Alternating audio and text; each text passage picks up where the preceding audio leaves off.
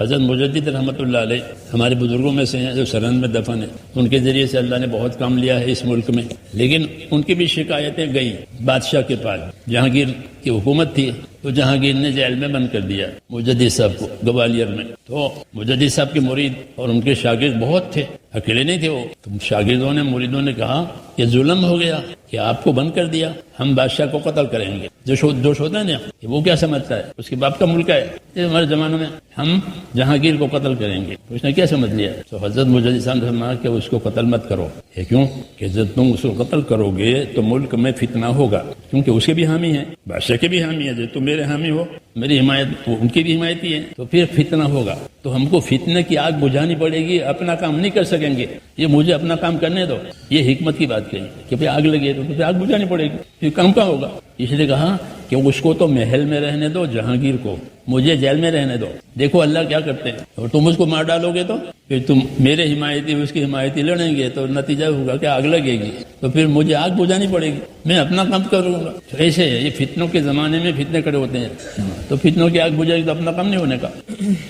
اس لیے ہمیں اپنا کم کرنا ہے، چاہے کمزور شکل میں ہی ہو، کیونکہ کمزوری کے بعد قوت آئے گی۔ ہر چیز پہلے کمزور ہوتی ہے، پھر اللہ اس کو طاقت دیتے ہیں۔ تو ایسے ہر کام پہلے کمزور، پھر دھیرے دھیرے وہ اللہ کی طاقت سے اللہ تعالیٰ اس کام کو بھی طاقت پہنچائے گا، اس کی رکاوٹیں ختم ہو جائے گی، اس کی مددیں آئے گی، اس کی برکتیں آئے گی، یہ ہونے والا ہے۔ ان مع العسر یسرا، ان مع العسر یسرا، حضور صلی اللہ علیہ وسلم سے فرمایا گیا آپ گھبرائیں نہیں، دشواری کے پیچھے آسانی آنے والی ہے، دشواری کے پیچھے آسانی۔ اس لیے حضور صلی اللہ علیہ وسلم پر بہت دشواری آئی، کام بھی کرنا ہے، گھر میں سے جو ہے خدیجہ کا انتقال ہو گیا، 4 لڑکیاں ہیں گھر میں، ابو طالب کا انتقال ہو گیا، جو مدد میں رہتے تھے، ایمان تو نہیں لائے تھے لیکن ڈھال تھے، آپ کے لیے ایک ڈھال بنے ہوئے تھے، ان کا اثر بہت تھا۔ تو وہ بھی نہیں رہے، خدیجہ بھی نہیں رہی، تو گھر میں بھی کوئی نہیں ہے، باہر بھی کوئی نہیں ہے، اور دشمنی بڑھ گئی کیونکہ اب کوئی ڈھال نہیں ہے۔ اور حکم بھی آیا 3 سال کے بعد کہ کھل کے دعوت دیجیے، پہلے چھپ کے دعوت دیتے تھے، تو حکم آیا کہ کھل کے دعوت دو، اور گھر میں کوئی نہیں ہے، اور وہ ڈھال جو بنے ہوئے تھے چچا وہ بھی اڑ گئے۔ ایسا ہوا ایک دم، دونوں صدمے آ گئے، اس لیے اس سال کو عام الحزن کہا گیا، غم کا سال۔ اب کون سہارا ہے کہ اللہ سہارا ہے، اللہ سہارا ہے۔ آپ کام کرو، واللہ یعصمک من الناس، اللہ لوگوں سے آپ کی حفاظت کرے گا، اللہ نے یہ کہا، اللہ لوگوں سے آپ کو بچائے گا، آپ کام کرو۔ اللہ یعصمک من الناس، جب یہ آیت اتری تو جو آپ کی نگرانی کرتے تھے آپ کی حفاظت کے لیے، ان کو حضور نے چھٹی دے دی کہ تم چلے جاؤ۔ کیوں کہ میرے اللہ نے میری حفاظت کی ذمہ داری لے لی ہے۔ تو کام کی حفاظت کرنے والا کون ہے کہ اللہ ہے، اللہ کا دین ہے، اللہ اپنے دین کا مددگار ہے۔ واللہ ناصر دین ہی، حضور نے کہا کہ واللہ ناصر دین ہی، اللہ اپنے دین کا مددگار ہے۔ اس لیے جو دین کی مدد کرے گا اللہ اس کی بھی مدد کرے گا۔ اصل مددگار تو اللہ ہے اپنے دین کا۔ یہ دین نہیں مٹے گا اور یہ امت نہیں مٹے گی، یہ امت رہے گی، کوئی طاقت اس امت کو ختم نہیں کر سکتی۔ یہ بات منظور ہو گئی ہے، یہ امت رہے گی، یہ دین بھی رہے گا، یہ قرآن بھی رہے گا، یہ سب اللہ کی حفاظتوں میں۔ یہ الگ بات ہے کہ امت کو اپنی کمی کوتاہی کی وجہ سے ان پر کوئی مصیبت آوے، تکلیف آوے، ان کے گناہ، یہ تو ہوگا، اس لیے اپنی اصلاح کی طرف توجہ بھی کرنی ہے تاکہ اللہ کی مدد جو آتی ہے وہ آتی رہے، نہ کمی کوتاہی کی وجہ سے وہ مدد بعد مرتبہ اٹھ جاتی ہے۔ صحابہ کے دور میں بھی ایسا ہوا ہے کہ ان کی کمی کوتاہی کی وجہ سے وہ مدد رک گئی، پھر جب اصلاح ہوئی مدد آ گئی۔ تو یہ کوئی انہونی بات نہیں ہے، ایسی چیزیں ہوتی رہے گی۔ نبیوں کے دشمن ہوں گے جنات بھی، نبیوں کے دشمن ہوں گے انسان بھی، یہ آپ کو پہلے سے بتایا گیا۔ تو کہ نبی نہ گھبراوے، نبی نہ گھبراوے، کیوں کہ اللہ مدد کرنے کے لیے کافی ہے۔ وَكَذَلِكَ جَعَلْنَا لِكُلِّ نَبِيٍّ عَدُوًّا مِّنَ الْمُجْرِمِينَ وَكَفَىٰ بِرَبِّكَ هَادِيًا وَنَصِيرًا، کہ اللہ مدد کے لیے کافی ہے، ہدایت دینے کے لیے اللہ کافی ہے، اسی کے ہاتھ میں ہے۔ یہ بتایا قیامت تک کے لیے اللہ جو چاہے گا وہ ہوگا، زمین آسمان میں کوئی دوسرا خالق نہیں ہے، کوئی دوسرا مالک نہیں ہے، یہ ہے بات۔ اس لیے میرے دوستو، میں یہ امت میں اللہ نے بہت صلاحیتیں رکھی ہے، ایک ایک آدمی اور نبی اپنی دعوت میں یہ چاہتا ہے کہ یہ صلاحیتیں حق پر لگے، نہیں تو یہ برباد ہو جائے گی۔ ہاں، دنیا کمانے میں، دنیا کے استعمال کرنے میں یہ برباد ہوگی، دنیا کی زینت کی وجہ سے برباد ہوگی یا دنیا داری کی محنت کی وجہ سے برباد ہوگی۔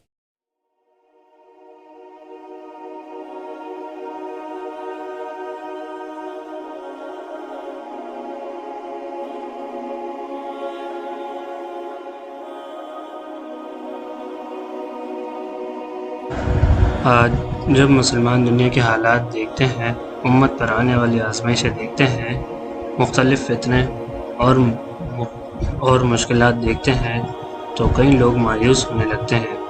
کچھ لوگ سوچتے ہیں کیا امت پھر اٹھ سکتی ہے؟ کیا دین پھر غالب ہو سکتا ہے؟ کیا ان فتنوں کے بعد بھی اسلام قائم رہے گا؟ لیکن ایک مومن کا جواب ہمیشہ ایک ہی ہوتا ہے، جی ہاں، کوئی طاقت اللہ کے دین کو مٹا نہیں سکتی، کیونکہ یہ دین کسی انسان کا بنایا ہوا نظام نہیں، یہ اللہ رب العزت کا بھیجا ہوا دین ہے، اور جس دین کی حفاظت اللہ نے اپنے ذمے لی ہو اسے دنیا کی کوئی طاقت ختم نہیں کر سکتی۔ میرے بھائی دوستو بزرگوں، یہ بات دل میں بٹھانے کی ضرورت ہے کہ اسلام کسی قوم، ملک یا شخصیت کی محتاج نہیں۔ اسلام اللہ کا دین ہے۔ تاریخ گواہ ہے کہ کتنی قوتیں آئیں، کتنے بادشاہ آئے، کتنی سلطنتیں اٹھیں اور گر گئیں، لیکن اللہ کا دین آج بھی زندہ ہے اور قیامت تک زندہ رہے گا۔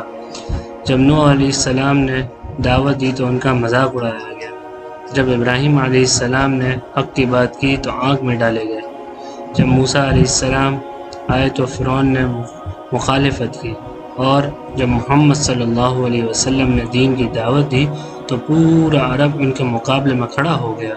لیکن نتیجہ کیا نکلا؟ حق باقی رہا، باطل مٹ گیا۔ صحابہ کرام رضی اللہ عنہ پر ظلم کی انتہا کر دی گئی، انہیں مارا گیا، ستایا گیا، ان کے گھر چھین لیے گئے، لیکن رسول اللہ صلی اللہ علیہ وسلم نے کبھی مایوسی کی تسلیم نہیں دی، تعلیم نہیں دی، بلکہ اللہ پر یقین اور امید کی تعلیم دی۔ آج بھی وہی یقین کی ضرورت ہے۔